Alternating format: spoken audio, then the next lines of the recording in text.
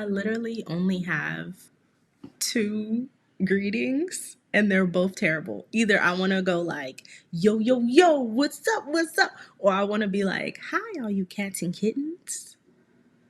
Welcome to the awkward side of the internet. How do we feel about our border? Obviously, I'm using a different program today. I think the quality is better on this one, but I don't know how I feel about the border, so I might change it. I don't know. Anyways, how y'all doing? I'm Keyoka. Like the video because you like me. I don't know if you like me, but show the YouTube algorithm that this is the side of the internet that you like to be on. So welcome, welcome. Come into the room. Drop down in the comments. Say hi to me. I'm sorry, I'm really giggly today. It's raining, and for some reason, rain always puts me in a really good mood. Anyway, I am doing 25 days of vlogmas, which means I'm giving you new videos every day for 25 days in the month of December. Lord, help us. Help us all, because I am not done recording. I'm stop being giggly. Yes, so this month we are travel planning in 2026. I'm saying deuces for 12 months to the US, and I'm going around Latin America. So far we narrowed down the countries on my list in the last video. In the words of Wendy Williams, I'm a woman and I'm allowed to change my mind. Oof. The thing about traveling, I think I get so excited about the planning portion of it that like when I actually get to a place, I'm like, ooh, I like this place. Let me stay here longer. Ooh, I want to check that place out and it's only an hour flight. Let me just hop over. You know, so we like to have a little bit of flexibility in our itinerary because, you know, maybe we just want to do what we want to do and that's okay, right? Especially if the budget is budgeting. Anyways, I say all I had to say. I just found out that the US has new requirements for, or actually, should I say, less requirements for bringing the dogs back into the country. So originally, it was, I mean, you had to give these people an arm and a leg to bring your dogs back into the US after being in a high risk rabies country. But I'm just finding out all you need is an import form? Huh?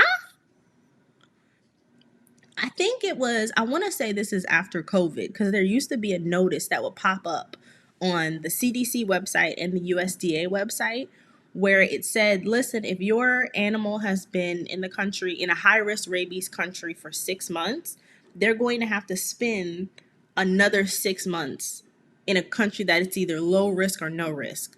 So, I mean, that makes it a little complicated, especially if, I don't know why I always want to use, like if something pops off and I need to hop back into the US, you never know. And I want to be able to bring my dogs.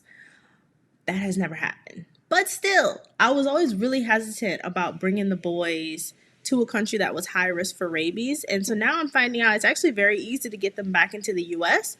So that might change things. At the time that I'm recording this video, it's not. But like I said, we love flexibility. So today we're going to talk about travel with dogs and specifically how I'm going to get the boys into Panama. That is the first country on my list. And so we're just going to look at some of the requirements and I'm going to talk about my process and how I research when I want to bring my dogs abroad.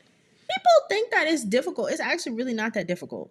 It's actually really not that difficult. If you're organized, if you start ahead of time and you make sure you have a good understanding of the requirements, it's actually pretty easy.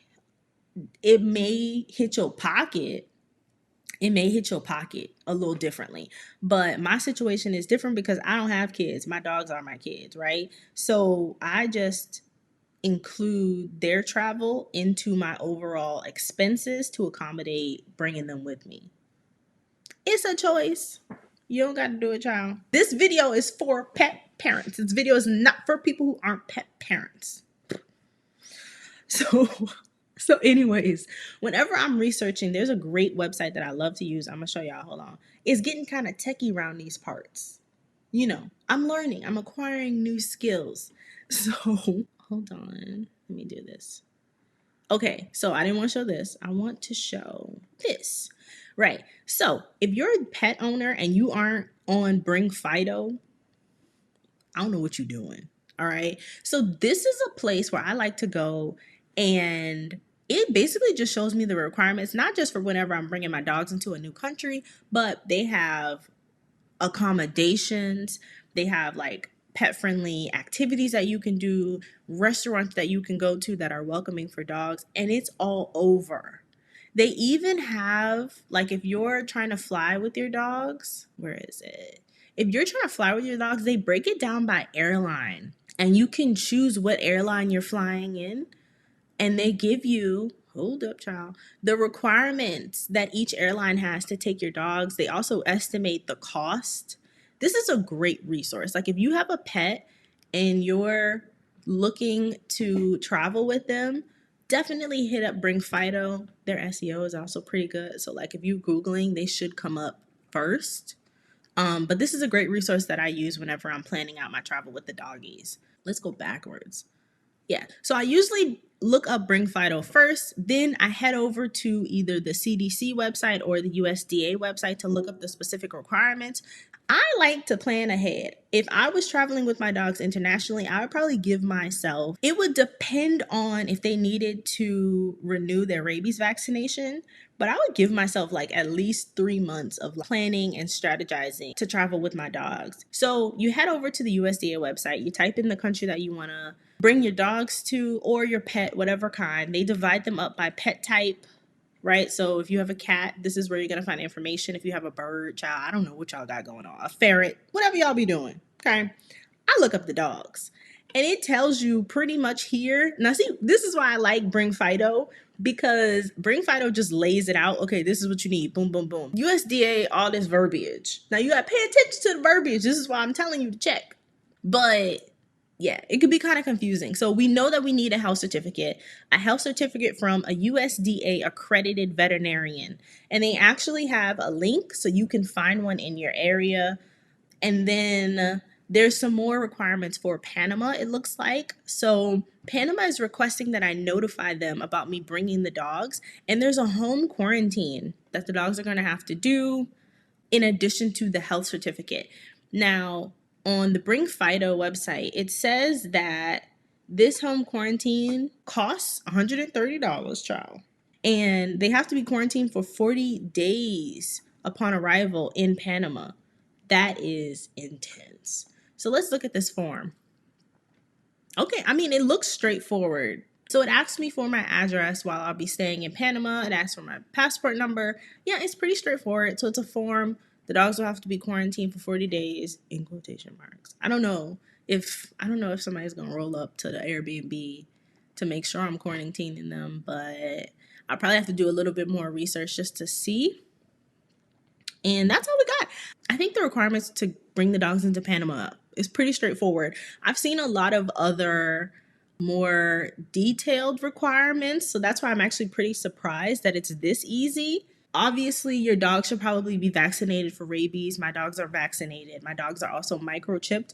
I'm not seeing a requirement for that here, though. When they fill out the USDA health certificate, they do ask for the microchip number, so I'm pretty sure that's going to be a requirement.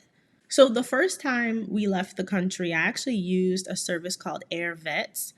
They're here in Texas, and they really made the process very easy. I didn't have to find my own USDA accredited vet because they actually connected me to one through their service. It was pretty straightforward. We went in for an appointment. They asked for the dog's records, and I got the form. Air Vets also does shipping with animals. I haven't needed to ship them yet. It's actually just easier to bring them with me on the airline, and I feel like it's more cost effective too, like if you can manage it. But they do have different services for bringing dogs, even domestically. And you go to the website, you fill out the form, and then they get you a quote, and then they set up an appointment. And the appointment usually depends on when you're exiting the country. So it doesn't look like Panama has any requirements for the dogs to have parasite treatment, so it might be a little different. But previously, for instance, when we were going to Ireland, the dogs needed to be treated for parasites. I want to say at least 3 days before we actually left and got into the country. It might have been longer, don't quote me. It's in this video. I'm gonna put it up. But yes, so the dogs needed parasite prevention or something like that. It's a requirement that a lot of countries have when you're entering into a new country, and you can only do that within a very small window of time. That's why people get so stressed out with these health certificates, right? Because you only have maybe 10 days to work with. The people, they want you to go and get the vet appointment. They want the form filled out. It has to be sent to your closest USDA office where it has to be actually stamped. There are some places that will allow this to happen electronically, but I think most places want like a physical copy. And also, I think when you're traveling, it's sometimes it's good to have a physical copy just because people aren't going to give you any issues if they see that something has a seal on it. And yeah, so basically it gets sent to your local office and then it has to get FedEx back to your veterinarian who has to give it to you. This is all within days of your flight. So if you're going on an international trip and you're going to be away from home for a very long time, it can be kind of nerve-wracking waiting on this paperwork. I know I was stressed out. But we did it. We made it. And I want to say I got the document back maybe the day before my flight was supposed to leave. So that was interesting because there isn't the deworming requirement to get into Panama. I don't think it'll be that much of a time crunch, but again, I would plan ahead of time to make sure you have all the requirements down. If you do decide to use a service just to help you along the way, that can be really easy. I would also recommend shopping for different prices. So for me, I got quoted various things. I got quoted up to $1,000 before finding air vets who only charged me $700 for Panama. Currently, I've been quoted $600 for 2 dogs. So I would compare prices. I would ask a lot of questions and go forth and conquer. Anyways, if you have any questions, drop down in the comment section below. Like the video. Share with somebody who you think might get some useful information out of this, right? And let me know your thoughts. This is day 5 of Vlogmas, and we pushing through, y'all. Peace out.